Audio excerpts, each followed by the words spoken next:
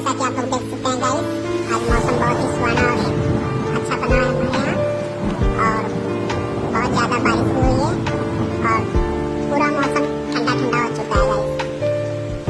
फिर बारिश अच्छी हो रही थी, अच्छी खासी हो रही थी, तो हमने सोचा कि बहुत दिन से गर्मी हो रहा था तो हमने आज नहा भी लिया बारिश में और बहुत अच्छा लगा। अभी थोड़ा सुकून मिल रहा है गाइस नहा के।